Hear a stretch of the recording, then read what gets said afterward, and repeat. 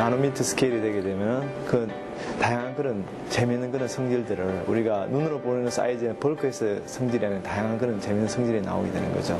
또한 이제 나노 기술은 이제 한마디로 말씀드리면 이렇게 도우미 기술을 할 수 있습니다. 다양한 이렇게 IT나 아니면은 생명공학이나 아니면 의료 분야, 에너지 분야에서 여러 가지 그런 한계점에 도달할 때 그 한계점을 극복할 수 있는 새로운 그런 기술을 제공하는 그런 도우미 역할을 한다고 이렇게 볼 수 있겠습니다.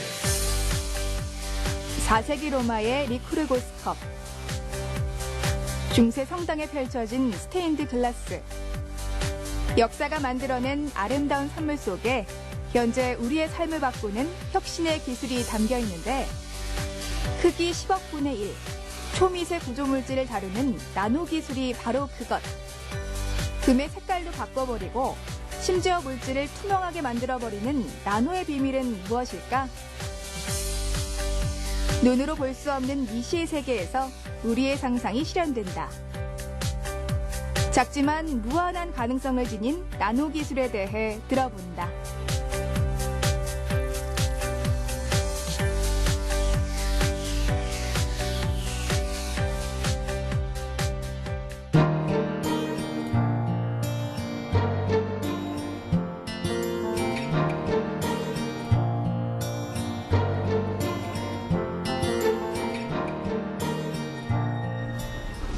반갑습니다. 제가 그러니까 나노 테크놀로지에서, 나노 기술에서 좀 말씀을 좀 드리고자 하는데요. 여러분, 나노라는 거 좀 들어보시죠, 그렇죠? 예. 나노란 말은 그리스 말에서 나왔어요. 그리스 말인데 뭔가니, 우리말로 하면, 그리스 말로 나노가 뜻하는 게 뭔가 난장이를 뜻하는 거예요. 난장이니까, 난장이 하면 제일 먼저 생각나는 게 뭐예요? 작다는 생각이 들죠, 그렇죠? 그래서 정말 작은 거예요. 어느 정도 작은 거니, 나노 1나노미터가 뭔가니? 1나노미터가 10억분의 1, 10의 마이너스 9성미터예요. 진짜 작죠, 그렇죠? 여러분 혹시 있잖아요. 지금 머리에 올려가지고 이렇게 머리카락 한 올 한번 만져보시겠어요? 한 올 잡을 수 있어요? 머리카락 한 올? 잡기 쉽지 않죠, 그렇죠? 그 머리카락 한 올 두께의 5천분의 1이 1나노미터예요. 진짜 작지? 진짜 작아. 엄청나게 작은 거예요. 굉장히 작죠, 그렇죠? 그게 1나노미터예요. 근데 이제 우리가 알기 쉽게, 여러분 지금 앞에 보면 생수가 많이 놓여있죠, 그렇죠? 생수 안에 생수가 뭘로 되어 있어요? H2O. H2O 분자의 크기 어느 정도 되는 거 아니? 0.3나노미터 정도 되는 거예요. 아시겠어요? 그러니까 1나노미터가 분자보다는 좀 커요. 그 다음번에 여러분들 이제 금이죠, 금 원자의 크기. 1나노미터는 것은 금 원자를 일렬로 3개 정도 다 이렇게 해놓으면 그것의 길이가 1나노미터 정도 되는 거예요. 그냥 우리 몸속에 단백질이 굉장히 많죠, 그렇죠? 그 단백질의 조그만 단백질 같은 경우에 우리가 소화 효소 카이모트롭신 같은 거 위에서 보면 그런 같은 거는 10나노미터도 좀 작아요. 그 다음번에 혈액을 운반하는 프로테인인 헤모글로빈 들어보셨죠? 그것의 크기는 한 30나노미터 정도 되는 거예요. 대충 아시겠어요? 그러니까 우리 몸속에도 나노 물질을 많이 가지고 있죠, 그렇죠? 많이 가지고 있는 거예요. 자, 근데 왜 그러면은 나노가 중요한 거 아니? 자, 이걸 이제 먼저 보여드릴게요. 여러분들 이거 뭔지 아세요? 금이에요. 금인데 금을 잘게 만들어서 요거는 13나노미터짜리 금이 색깔이 이렇게 되어 있는 거예요. 나노미터 크기가 되면은 우리가 벌크란 건 뭔가 눈으로 보이는 사이즈에서 나타나는 여러 가지 현상들하고 전혀 다른 재미있는 현상들이 나타나는 거예요. 자, 여러분 요걸 또 볼 수 있는 게 뭔가니? 유럽에 가면은 굉장히 오래된 성당 있죠. 캐스들 굉장히 큰 성당 있죠. 그 성당에 스테인드 글라스 있죠. 스테인드 글라스가 바로 요걸로 만들어져 있어요. 그래서 일단 나노는 좀 재밌죠, 그렇죠? 재밌는 거예요. 그 다음번에 재미만 있으면 안 되고, 저는 특히 이제 공과대학 교수예요. 제가 공과대학 교수니까 뭔가 쓸모가 있어야 되겠죠, 그렇죠? 응용 가능성이 있는 거예요. 나노 기술을 한마디로 말씀드리면 뭔가니 도우미 기술이에요. 여러분 도우미가 뭔지 알죠, 그렇죠? 어려운 일이 있을 때 다 도와서 여러 가지 문제를 해결해서 역할을 하는 거예요. 그래서 보면은 나노 기술이 우리가 잘 아는 반도체나 휴대폰, 그 다음번에 거기 디스플레이 같은 IT 기술, 또는 에너지, 환경, 또는 오늘 제가 주로 말씀드릴 메디칼, 의료 분야에서 여러 가지 도움 역할을 하는 거예요. 그래서 오늘 여러분들 있잖아요. 가실 때 현 교수 강의 듣고 나서 있잖아요. 하나만 기억하시면 돼요. 나노기술은 무슨 기술? 도우미 기술. 나노기술은 도우미 기술. 그래서 오늘 제가 어떻게 나노기술, 도우미 기술 됐는가 몇 가지 보여드릴게요. 아까 방금 말씀드린 나노기술은 무슨 기술이라고요? 여러분 복습해야지 외워져. 그지? 그러니까 나노기술, 도우미 기술. 그러니까 여러 분야에 도우려면 뭔가 재료가 필요하죠. 그렇죠? 재료가. 그 중에서 가장 중요한 재료가 바로 요거야. 나노미터 크기의 입자. 나노 입자라고 해요. 그게 가장 중요한 거예요. 그래서 다양한 분야에 응용하는 거예요. 근데 나노 입자를 만들었을 때 굉장히 중요한 게 뭐예요? 첫 번째, 똑같은 크기로 만드는 게 중요해요. 근데 똑같이 생긴 이쁠 뿐만 아니라 뭔가 왜 중요한가 하니 나노 입자의 크기가 성질을 결정하게 되는 거예요. 그 입자가 가진 이렇게 색깔을 내는 광학적 성질 또는 전기적 성질, 자기적 성질, 이 성질들이 바로 뭔가니 입자의 크기에서 결정되는 거예요. 여기 다 금이에요. 나노 입자인데 금을 나노 입자로 만드는데 색깔이 쫙 다르죠, 그죠? 이 색깔이 뭐에서 결정되는 거 아니? 나노 입자의 크기에서 결정되는 거예요. 그러니까 선명한 색깔을 얻으려면 어떻게 되겠어요? 똑같은 크기로 만들어야 되겠죠. 왜냐하면 색깔이 입자의 크기에서 결정되기 때문에. 근데 이게 만드는 게 쉬울까요? 만드는 게 쉬우면 제가 이렇게 큰 소리로 이야기하지 않겠죠, 그렇죠? 상당히 어렵습니다. 그래서 보면 MIT에 있는 바웬디라는 교수, 그 다음 분에 UC 버클리 또는 이렇게 IBM에 있던 크리스 무레이 그룹에서 보시는 바와 같이 똑같은 크기로 잘 만들었죠, 그렇죠? 잘 만드는데 어떻게 만드는가? 이렇게 만들었어요. 바로 이렇게 똑같은 크기로 만드는 게 아니고 입자 사이즈가 여러 개 섞여 있는 것들 만들고요.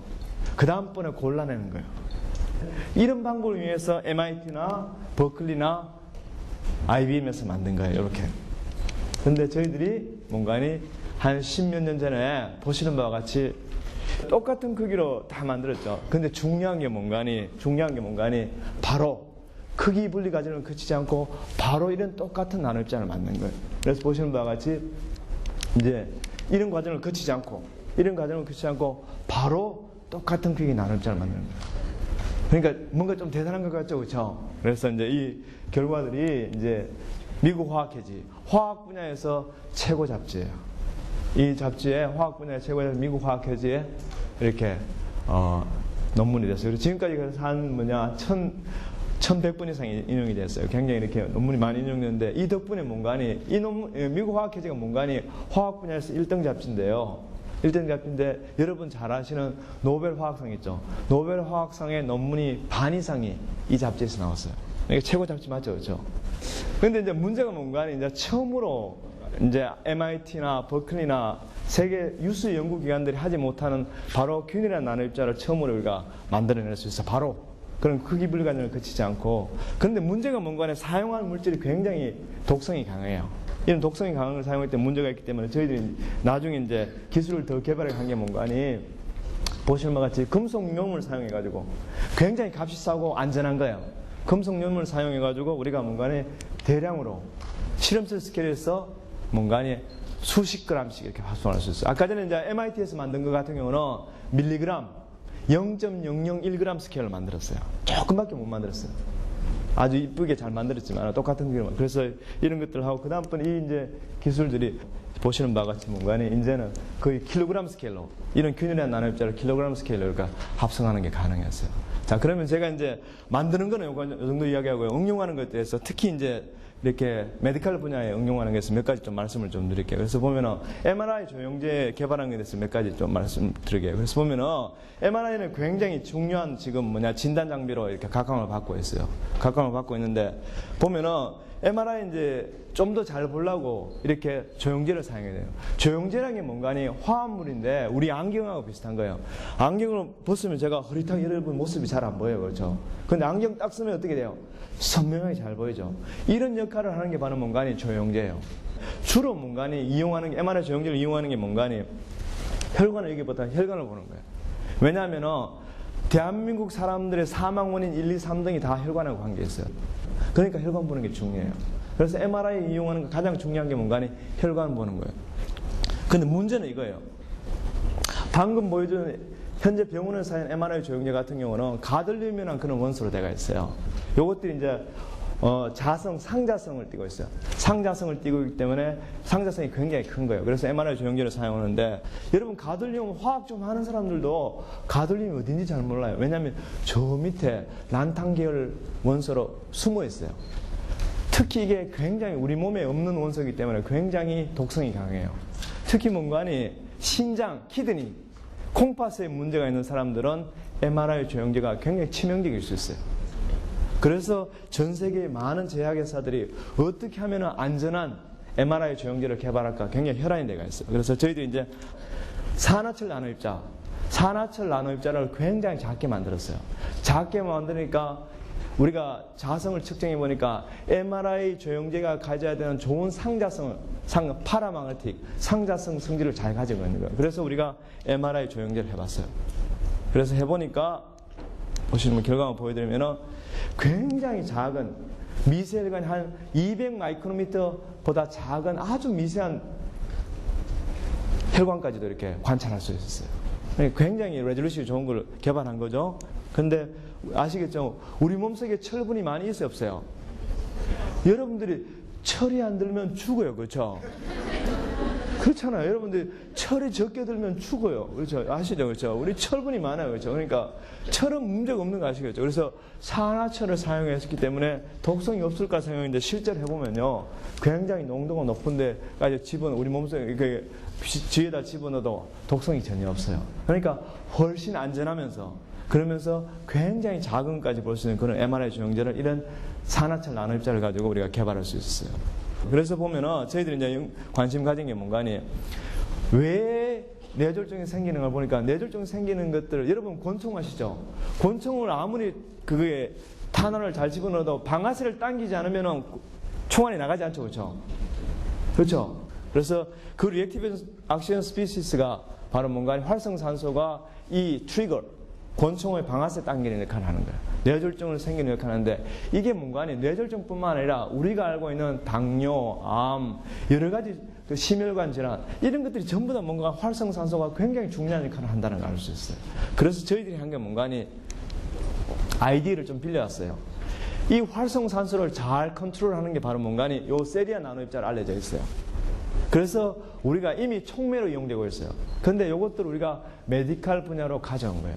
활성산소를 촉매 분야에서 잘 이렇게 활성산소를 잘 제어할 수 있다면 똑같이 뇌졸중 프리벤션 하는데 뇌졸중을 막는데도 도움을 줄 수 있지 않을까 우리가 했어요. 그래서 실제로 만들어서 실험을 해보니까 쥐 가지고 실험했어요. 보시는 바와 같이 여기에 훨씬 진하게 보이는 거 하얗게 보이는 게 있죠. 하얗게 보이는 부분이 뭔가니 뇌세포가 다 죽은 거예요. 혈관이 막혀가지고 뇌혈관이 막혀가지고 산소 공급이 되지 않아가 뇌세포가 다 죽은 거예요. 그런데 여기다가 뭔가니 아까 전에 활성산소를 잘 제어한다고 알려진 세리아 나노입자를 CO2 나노입자를 딱 적당량 딱 집어넣으니까 보시는 바와 같이 어떻게 돼요? 반토는 줄었죠. 그래서 처음으로 뭔가니 실제로 뭔가니 뇌졸중을 막을 수 있다는 걸 우리가 실제로 보여줬어요. 그래서 이건 나노입자를 이용해서 한 거고요. 최근에 한 거 한 두 가지만 간단하게 말씀드릴게요. 이번 월요일날 이렇게 우리가 발표한 건데요. 나노수류탄이에요. 나노수류탄이 뭔가니 여러분들 암 환자를 보면은 굉장히 여러분 암 환자 주위에서 보면은 암 치료할 때 뭐 항암제 때문에 부작용이 굉장히 많이 생기죠, 그렇죠? 그게 왜 그런 거 아니에요? 항암제가 암세포만 건드려야 되는데 암세포만 치료해야 되는데 실제로 항암제라는 게 독성물질이에요. 톡신이에요. 독성물질이에요. 근데 그 독성물질이 암세포를 죽이는 데만 사용하는 것이 아니고 정상세포도 건드리기 때문에 음식도 못 드시고 머리가 다 빠지고 그러잖아요. 그래서 우리가 지금 한 게 뭔가니 암세포에 가서 수류탄이 터뜨려지듯이 팡 터뜨려지고 거기서만 뭔가니 암세포에서만 이게 치료제가 작용하게 그렇게 디자인을 한 거예요. 그래서 뭔가 뭘 이용한 거 아니에요? 우리 몸속의 폐하 우리 몸속은 뭔가 우리 몸속에 있는 혈액이나 바디 플루이드 같은 거는 중성이에요. 그렇죠? 폐하가 7.4예요. 그런데 암세포 같은 경우는 뭔가 폐하가 6점 몇 금방으로 훨씬 산성을 띠게 되는 거예요. 그래서 우리가 뭔가 아니 고분자 폴리머를 디자인한 게 뭔가 아니 암세포에 가서는 암세포가 폐하가 낮기 때문에 폐하가 낮아지면 그것들이 팡 터지게 이렇게 디자인한 거예요. 수류탄이 터지듯이. 그래서 암세포가 폐하가 났기 때문에 그래서 그 안에다 우리가 필요한 것들을 여러 가지 집어넣었어요. 방금 제가 보여드리는 산화체 나노입자 있죠. MRI 조영기를 사용한 거. MRI 조영기를 사용하는 그것들을 딱 집어넣고요. 그 다음번에 거기다가 뭔가니 빛을 쪼여주면은 항암 치료 효과를 나타낼 수 있는 포토센시타이저, 감각제라는 것들, 포토센시타이저를 같이 집어넣는 거예요. 근데 그놈들은 고분자 안에 닫혀 있으면은 MRI 효과도 하나도 나타나지 않고, 그 다음번에 이게 포토다이내믹 테라피, 그러니까 암 치료 효과도 전혀 나타나지 않는 거예요. 그런데 팡 터져가 나가면은 MRI도 켜지고, 그 다음번에 동시에 뭔가니 이게 항암 치료 효과도 나타나기 시작하는 거예요. 무슨 말인지 아시겠어요? 그래서 저희들이 해서 실제로 이제 보여드리면은 이렇게 해서 보면은 실제로 우리가 정상 조직에서는 폐하가 치료상에서는 그냥 잘 이렇게 동글동글하게 잘 있어요. 나노입자 상태는 있는데 암세포로 딱 가게 되면은 보신 바가 이제 팡 터져가지고 다 이렇게 분산이 되는 거예요. 그런 원리를 이용한 거예요. 그래서 안에 들어있던 항암제, 그러니까 간감각제나 아니면 MRI 조영제가 팍 터져나와가지고 MRI도 여러분들 불 꺼져 있다가 불이 탁 켜져지듯이 뭔가 MRI 시그널이 없다가 탁 켜지는 거예요. 그러니까 뭐 어떻게 돼요? 굉장히 조기에 진단이 가능하고 동시에 뭔가니 이것들이 암 치료가 가능해요. 그래서 보시는 바와 같이 이제 원리가 이렇게 된 거예요. 그래서 종양부에 보면은 특히 우리가 나노입자를 이용한 게 뭔가니 암세포 같은 경우는 아까 말씀드린 굉장히 빨리 자라기 때문에 우리가 일하는 것도 그렇잖아요. 굉장히 천천히 하게 되면 꼼꼼하게 자라잖아요. 근데 암세포 같은 경우는 너무 빨리 이렇게 혈관이 형성되니까 어떻게 돼요? 엉성하게 형성되어서 뭔가니 구멍이 숭숭숭 나가 있는 거예요. 그래서 나노입자를 사용하게 되면은 나노입자가 혈관을 돌다가 여러분 맨홀 뚜껑이 열렸으면 거기에 사람이 푹 빠질 수 있잖아요. 똑같이 뭔가니 구멍이 숭숭 나 있으니까 나노입자들이 혈액을 돌아다니다가 암세포에다 딱 가는 거예요. 암세포에 가면 어떻게 돼요? 아까 말씀드린 폐하가 낮으니까 이 나노입자가 팡 터지면서 거기 있는 내용물들이 나오는 거예요. 그러면서 치료가 되고 동시에 진단이 되는 거예요. 그래서 보신 바와 같이 MRI를 가지고 탁 이렇게 전에는 안 보이던 것들이 이제 MRI 시간에 딱 나오는 거예요. 그러니까 실제로 중요한 게 뭔가 조기 진단하는 게 굉장히 중요해요. 조기 진단하면서 동시에 뭔가니 여기 보시는 바와 같이 암세포가 보시는 것 같이 이제 보면은 여기 튜머가 이만큼, 종양이 이만큼 커진 거죠. 그렇죠? 암 조직이 이만큼 커지는데 보시는 바와 같이 이제 이 나노수류탄 가지고 딱 처리를 하게 되면은 이제 흉터밖에 안 남는 거예요. 다 암세포가 싹 다 제거된 거를 알 수 있어요. 제가 오늘 여기까지만 할게요. 근데 한 가지 오늘 우리 이렇게 굉장히 이렇게 감사하는 게 뭔가 이런 연구들을 실제로 할 수 있게 된 게 아주 이렇게 우리 여러분들 부모님들께서 열심히 세금 내주신 거 가지고 연구비 사용해가 우리가 이런 게 할 수 있어요. 그래서 감사를 드립니다. 마치겠습니다. 고맙습니다. 예.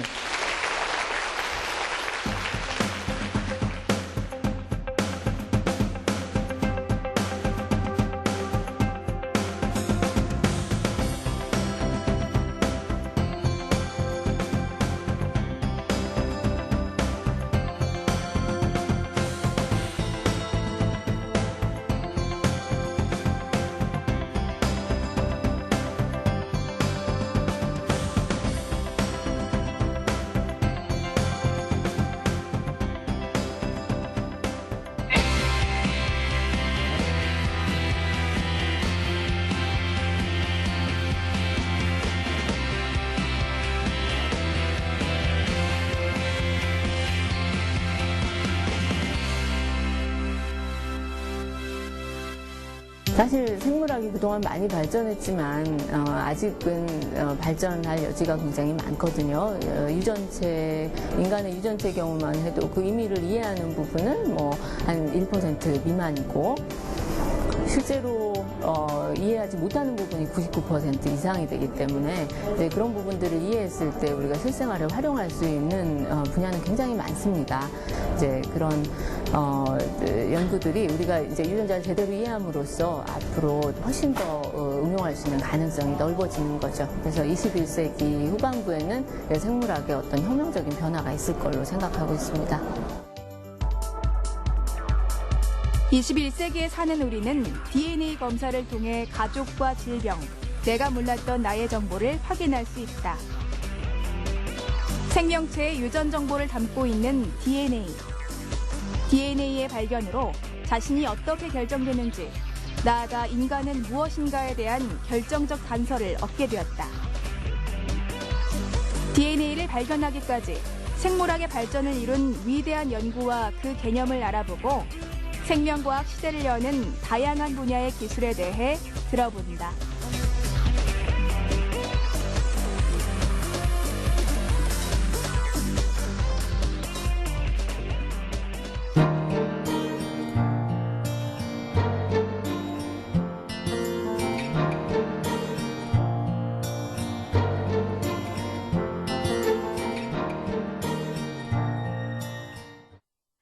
자, 그러면 이제 생물학이 도대체 뭐냐? 생물학에서 이제 묻는 질문들은 뭐 여러 가지가 있어요. 가장 기본적으로는 생명이 도대체 뭐냐 그런 거죠. 조금 더 구체적으로는 생명이 도대체 어디서 유래하고 어떻게 형성이 되느냐. 근데 이제 생물학은 결국은 생각을 해보면 우리 자신에 대한 질문이에요. 우리 자신. 그러니까 인간이 도대체 뭐냐? 인간이 어디서 왔느냐? 인간이 왜 태어나고 나이 들고 늙고 병들고 죽는가? 이런 문제들, 정말 근본적인 문제들에 대해서 답을 얻기 위해서 연구하는 학문이에요. 우리 자신에 대한 질문을 던지는 거죠. 그리고 조금 더 나가면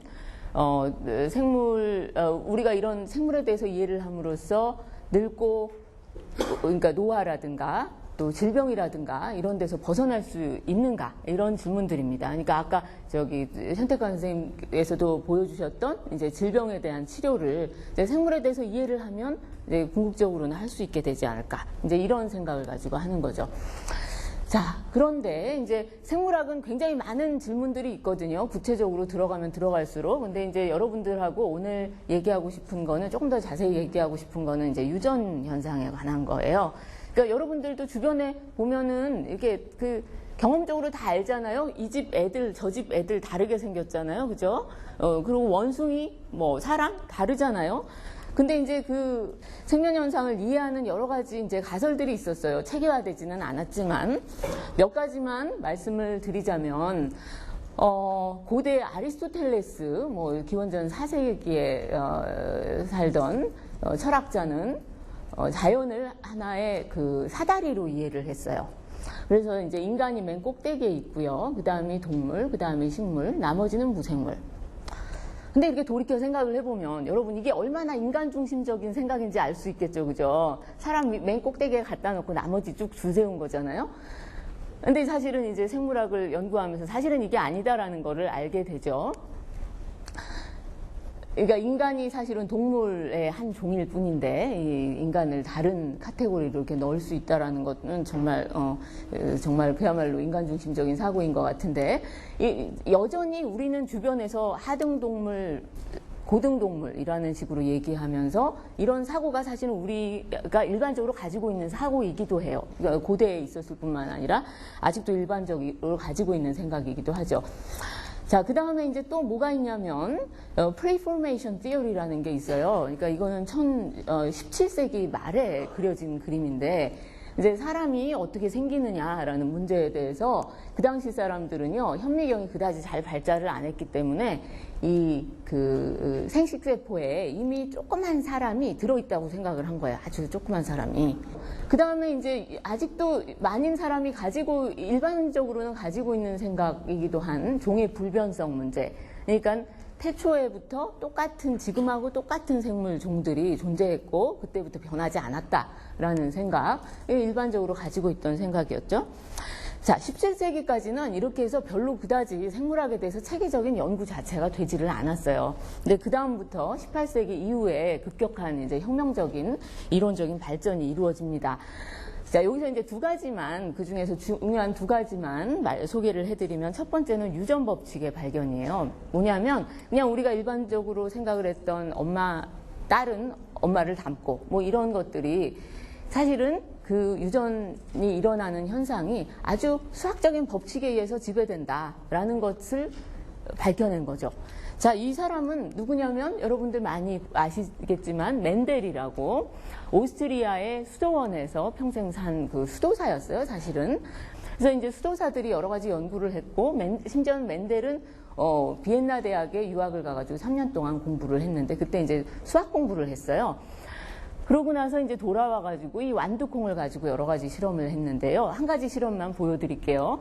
여기 지금 첫 번째 이 하얀 꽃을 만드는 순종 완두콩과 보라색 꽃을 만드는 순종 완두콩을 교배를 했어요. 그러면은 이제 얻은 완두콩을 보니까 전부 그 자손 완두콩은 보라색 꽃을 만드는 거예요. 그래서 이제 여러분들이 일반적으로 우성형질이다, 열성형질이다 이렇게 얘기할 때 보라색이 바로 우성형질이었던 거죠. 자, 근데 이제 재밌는 것은 이것들을, 잡종들을 모아다가 다시 걔네들끼리 교배를 해보면 딱 3대1, 정확히 3대1의 비율로 보라색 완두콩과 하얀색 완두콩이 생겨요. 그래서 이런 여러 가지 연구를 통해서 유전 현상이 그냥 단순히 섞이고 뭐 이렇게 전달되고 이런 것이 아니라 어떠한 물질이 아마 있을 것이고 그 물질이 어떤 법칙에 따라서 이제 정해진 수학적인 법칙에 따라서 분배됨으로써 일어난 현상이다라는 것을 알게 된 거죠. 그 다음에 이제 두 번째 19세기의 중요한 연구를 이제 말씀을 드리자면 이 종의 진화에 대한 이론이죠. 여러분들 잘 아는 진화론.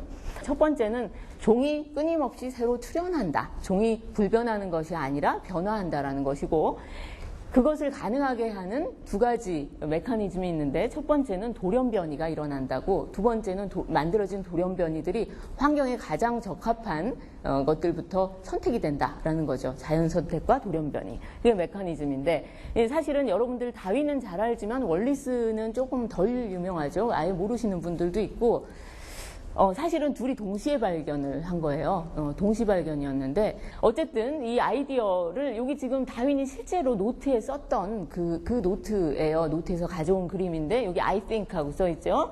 그래서 이제 종이 어떻게 생기느냐? 공동의 조상으로부터 돌연변이가 생겼는데 일부는 그냥 적응 못하고 죽고 대부분은 죽죠, 사실은. 일부는 살아남아서 자손을 퍼뜨리는데 계속 돌연변이가 끊임없이 일어나니까 그 중에서 이제 선택된 자연에 잘 적응한 애들만 이렇게 살아남아서 이 현생 종으로 존재한다. 뭐 이런 이제 아이디어. 결국은 이게 이제 지금까지도 이어져 내려오고 있는 생물학에 있어서 가장 중요한 핵심 이론 중에 하나죠. 자, 이거는 이제 19세기까지 발견인데요. 여기서 이제 중요한 게는 이 돌연변이, 어디에 돌연변이가 일어나는지 실제로, 이게 어떤 물질의 돌연변이가 일어나는 건지, 도대체 무슨 이유로 해서 이 돌연변이가 일어나는지를 전혀 이해를 못했어요. 그러니까 유전 인자가 어떤 물질인지 모르는 거지. 심지어는 어떤 사람들은 물질이 아니고 어떤 정신적인 오묘한 어떤 그런 신비로운 뭔가일 것이다라고 생각하는 사람도 많았던 거죠. 그래서 이제 중요하게 20세기에 가장 어떻게 보면 중요한 발전은 뭐냐면 이 유전자가 DNA와 같은 것이다. 그러니까 유전자가 DNA라는 물질이다라는 것을 발견을 한 거죠. 유전자가 DNA인데 요 안에 이제 비밀 정보들이 다 들어있는 거죠, 그죠? 이 비밀 정보들이 들어있고 유전 그 정보 비밀은 바로 어디 있냐면 이 이중 나선 구조 안쪽에 이렇게 숨어 있는 이 구조 안에 들어 있어요. 이게 염기라는 물질이잖아요. 염기가 종류가 4가지가 있죠. 그래서 4가지가 어떻게 배열되느냐에 따라 이게 지금 코드가 되는 거죠. 사람한테는 이 염기가 30억 개나 있어요. 30억 개나. 그러니까 얼마나 많은지 알 수가 있죠. 많은 정보를 우리가 가지고 있는 거야. 자, 두 번째, 그 20세기 그 생물학에 있어서 가장 중요한, 발전 중에 하나는 이 세포론을 정립한 거예요. 세포론이 뭐냐? 세포이론. 생물체의 기본 단위가 세포다라는 생각이에요. 자, 우리가 이제 이 덩어리처럼 우리가 생물체를 보지만 사실은 잘게 쪼개고 보면 다 세포라는 조그만 방으로 구성되어 있다라는 거고 그 안에 모든 생물체의 비밀들이 다 들어있다라는 것이 이게 세포 이론이죠. 옛날 사람들은 상상할 수도 없었던 이론인 거죠. 그래서 이제 우리 몸의 곳곳에 보면 다양한 세포들이 있는데 이런 세포들이 각각의 기능을 수행해서 우리가 이제 여러 가지 기능을 수행할 수 있는 거고 이 세포 안에 각각의 DNA가 들어 있어서 이 세포의 성질을 결정을 해주는 거예요. 자, 그럼 이게 이제 생물체가 그러면은 세포에서 어떻게 시작해서 만들어지느냐? 모든 사람들은 하나의 세포에서 시작해요. 우리 몸에 이제 많은 사람은 뭐 100조개, 적은 사람은 한 60조개 정도 세포가 있는데 단 하나의 세포에서 시작해서 60조개, 100조개 세포가 만들어져야지 이게 이제 완성이 되는 거예요. 자, 그러기 위해서 어떻게, 그러니까 이 발생이라고 하는데요. 이 성체가 만들어지는 과정을. 여기에는 크게 세포 입장에서 보면 두 가지 일이 일어나. 첫 번째는 뭐냐면 세포 수를 늘리는 거. 그러니까 하나가 100조개가 되려면 하나가 2개, 2개가 4개, 4개가 8개가 돼야 되죠. 그래서 이제 세포 분열이 일어나야 되고, 그것도 이제 아주 잘 조절이 돼야 되죠. 그죠? 그래서 이제 이게 잘못 조절되면 암세포도 되고 이러니까. 근데 이제 이것만 일어나면 안 돼요. 이것만 일어나면 우리 몸이 그냥 세포 덩어리, 이렇게 흐물흐물한 세포 덩어리겠지. 이런 모양이 안 나오죠. 그죠? 이 세포 분화가 일어나야 되는 게 무슨 얘기냐면, 피부건, 뇌세포건, 이런 신경세포건, 근육세포건, 이런 세포들이 다 만들어져야 되는데, 하나의 미분화된 세포로부터 이런 다양한 종류 세포들이 정확하게 만들어져야 이제 성체가 되는 거죠. 그죠? 그래서 이제 이 과정이 이제 일어나는데, 이 과정이 이제 결국은 다 DNA에서 조절이 되는 거예요. DNA 안에 모든 정보가 있는 거야. 자, 그러면 이 정보는 도대체 어떻게 해독이 되느냐. 이 DNA 안에 있는 이런 염기 코드가 있잖아요. 그거를 3개 단위로 읽어서 아미노산으로 매치시키는 거예요. 그러면 이제 이 아미노산이 모인 것이 단백질이고, 그 단백질들이 효소 역할도 하고 호르몬 역할도 하고 골격도 만들고 이런 식으로 해서 이제 되는 거죠. 사람마다 조금씩 이 염기 서열이 다르기 때문에, 그렇기 때문에 이제 키도 다르고 얼굴 모양도 다르고 이렇게 되는 거죠. 자, 그러면 이제 여러분들이 이제 유전자에 대해서 잘 이해를 한다. 그러면 이제 여러 가지 일을 할 수가 있겠죠. 그럼 생물학자들이 무슨 일을 하는지 좀 예를 들어드릴까요? 자, 여러분들이 이제 유전자를요, 가지고 세포 혹은 개체의 성질을 바꿀 수가 있는 거예요. 그래서 이제 예를 들어서 이 해파리거든요, 해파리. 바다에 가면 볼 수 있는 해파리인데, 이 해파리들은 형광색을 띠고 있고 형광 단백질을 만들어요. 자, 원래 이런 게 아니고 사람들이 이게 유전자 넣어가지고 만든 거예요. 물론 이제 이거는 윤리적인 문제가 있어서 우리가 이제 할 수는 없지만 기술적으로는 가능한 그런 거죠. 자, 그 다음에 이제 유전자를 변화시켜서 정말 형질을 바꾸는 일들을 유전학자들은 실험실에서 실제로 할 수가 있는데, 요거는 이제 여러분들 잘 아시는 초파리, 그러니까 과일 같은 거 갖다 놓고 나면 갑자기 어느새 이렇게 달려드는 조그만 초파리 있잖아요. 이거를 유전학 재료로 굉장히 많이 써요. 근데 요걸 가지고 이제 실험한 예를 하나를 보여드리면, 이거는 정상 초파리 얼굴. 자, 여기다가 이제 정상 초파리에 여기 안테나들이 이렇게 있거든요. 이 안테나 자리에 다리를 만드는 유전자를 활성화시킨다. 그러면 실제로 진짜 이게 다리가 이게 안테나에서 이렇게 나온 거예요. 자, 그래서 이런 일들도 유전자를 실제로 이제 조작을 하면 이게 가능하다. 잘생겼지, 그지? 자, 근데 요거까지 보여드리고 나면, 생물학자들이 참 되게 이상한 사람들이구나. 실험실에서 저런 괴상한 일도 하는구나. 이렇게 생각할 수가 있는데, 실제로 이건 이제 유전자 기능 연구하려고 한 예고, 여러분들이 주변에서 이런 초파리를 볼 일은 없고요. 그리고 이제 실제로는 유용한 일들을, 이제 유전자에 대한 이해를 통해서 유용한 일들을 하려고 노력을 하고 있어요. 그런 예들을 보여드리면, 여러분들 중에 주변에 아마 당뇨병 앓고 계신 어르신분들, 한두 분들은 다 계실 텐데, 당뇨병의 원인이 뭐냐면은, 이자예요. 이자에 이제 베타셀이라고 부르는 세포가 있는데, 여기서 인슐린이라는 물질을 만들어요. 이게 인슐린 구조인데, 이 인슐린이 몸 전체로 분비가 돼서 당의 대사를 조절을 해줘야 되거든요. 당 대사가 잘못되면 이제 여러 가지 부작용이 생겨요. 그래서 이제 당뇨병이 되는데, 이제 많은 경우에 이 당뇨병은 종류는 물론 다양하지만 이 베타셀이라는 세포가 죽어서 없어져 갖고 생기는 경우가 많거든요. 그럼 이제 인슐린이 안 나오는 거죠. 자, 그러면 이 인슐린을 그럼 어떻게 하면 고칠 수 있을까? 그래서 이제 옛날에 초기에 이제 사람들이 생각했던 방법은 돼지나 소 같은 데서 잡아가지고 인슐린을 정제를 하는 거예요. 근데 양이 얼마나 적겠어요, 그죠? 여러 마리 잡아야 한 사람 치료할 것도 안 나오니까 얼마나 비싸겠어요, 또. 그래서 이제 그 다음에 무슨 일을 했냐면, 그러면 그 대신에 인슐린 유전자를 담은 DNA를 가지고 얘를 대장균에 넣어준 다음에, 대장균에 원래 인슐린 당연히 없겠죠, 그죠? 인슐린 유전자가. 근데 여기다 넣어준 제조합 대장균을 만들고 대장균을 키우면, 대장균은 뭐 이렇게 접종해주고 하루만 키우면은 하룻밤 사이에 엄청나게 자라요. 수백만 배 이상 자라요. 그런 걸 가지고 이제 여기서 인슐린을 정제를 해서 쓰게 되면 굉장히 싼 값에 인슐린을 이제 얻게 되고 이거를 우리가 일반적으로 치료에 사용하는 당뇨병 치료에 사용하는 그런 경우예요. 그러니까 이 과정에 얼마나 많은 사람들의 노력이 이제 같이 합쳐졌는지 알 수 있겠죠. 이 당뇨병에 대해서 연구한 사람들뿐만 아니라 인슐린에 대한 연구, 인슐린의 유전자에 대한 연구, 그리고 이것을 재조합 기술을 이용해서 이런 공학적인 연구를 하는 사람들, 의학적으로 적용하려고 하는 노력들, 이런 것들이 다 합쳐져서 우리가 이제 그 생물학에 대한 이해를 기반으로 질병을 치료할 수 있는 그런 예예요.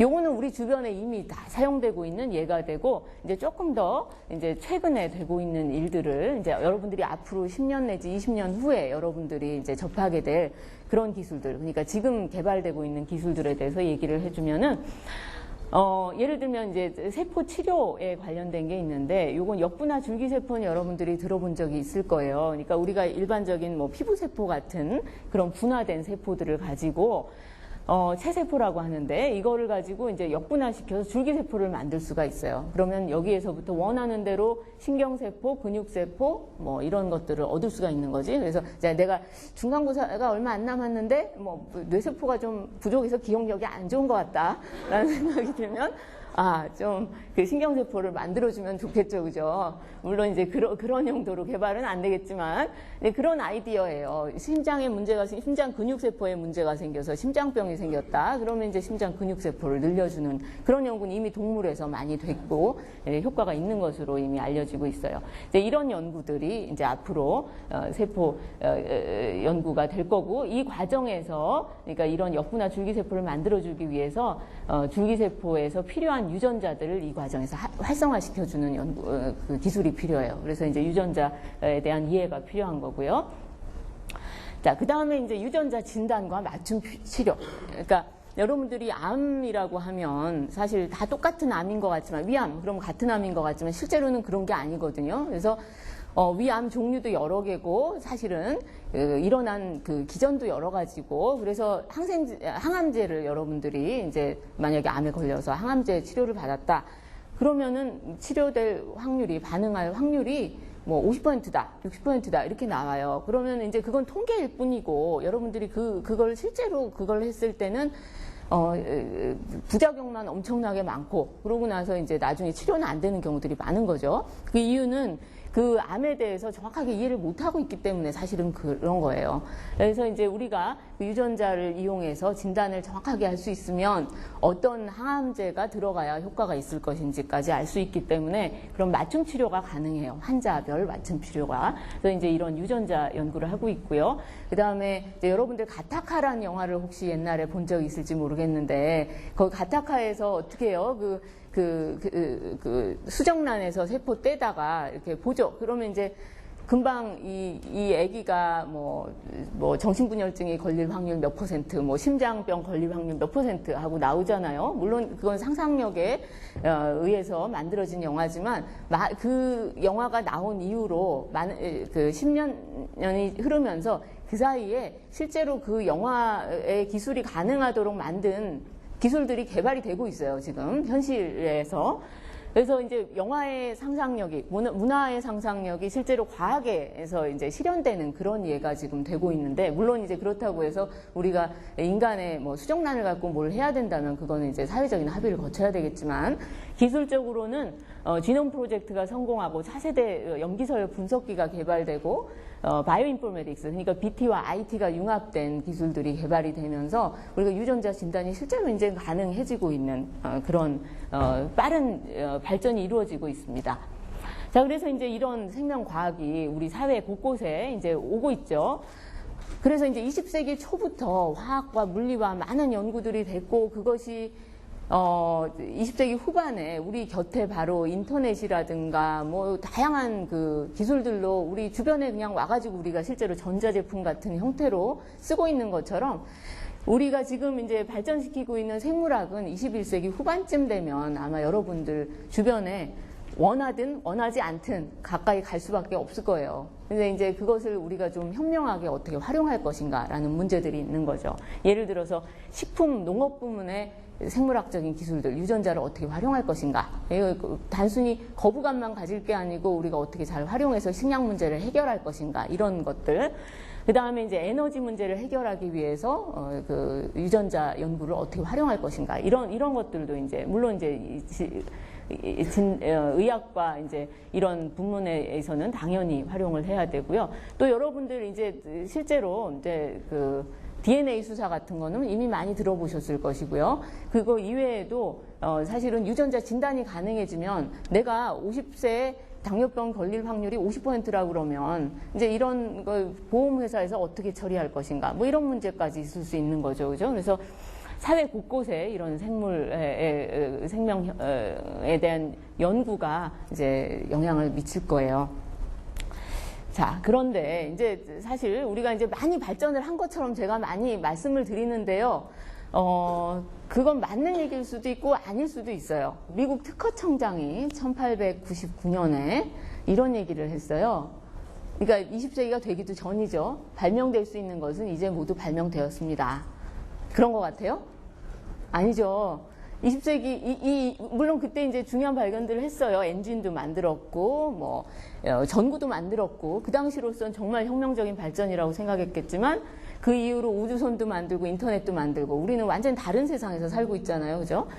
그런 것처럼, 우리가 지금 많이 발전했다고 생각하지만, 사실은 우리는 아직도 갈 길이 먼 거고, 특히 생물학 분야에 있어서는 정말 그야말로 우리가 1%도 어쩌면 진보를 못한 거라고 볼 수가 있어요. 특히 이제 그 유전체 연구에 있어서 우리가 유전자에 대한 연구에 있어서 많은 부분이 된 것처럼 말씀을 드렸지만 우리가 사실 인간 유전자 전체를 놓고 봤을 때 사실은 1%도 안 되는 이 그림도 사실은 이것도 아니죠. 여기 1%고 나머지는 99%는 이 밑에 있는 거예요. 사실은 우리가 이해 못하는 부분들이 있는 거예요.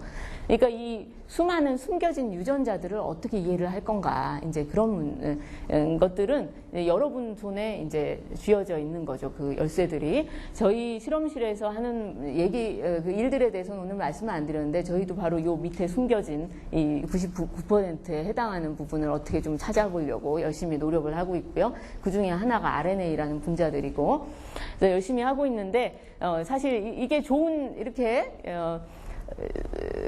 할 일이 많다는 건 굉장히 좋은 일인 것 같아요. 그만큼 여러분들한테 기회도 많다는 뜻이니까. 그래서 생물학은 암기 과목이 아닙니다. 암기 과목이 아니고 여러분들한테 엄청난 기회가 남겨져 있다는 말씀 드리면서 마치겠습니다. 감사합니다.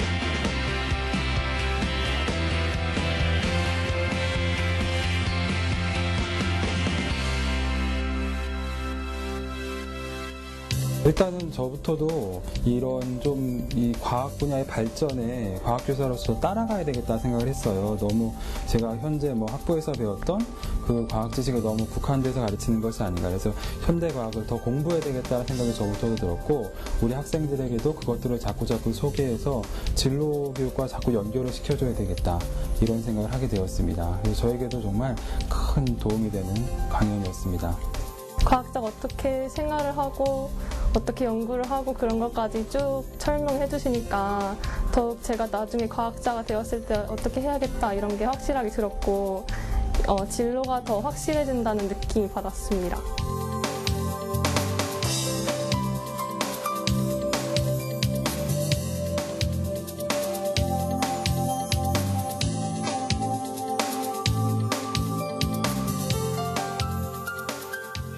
살아있음과 살아있지 않음을 구분하는 기준은 어디에 있을까요? 코끼리 코에는 굉장히 많은 주름이 있습니다. 여러분 혹시 주변에 뭔가 날아다니는 게 보이시지 않나요?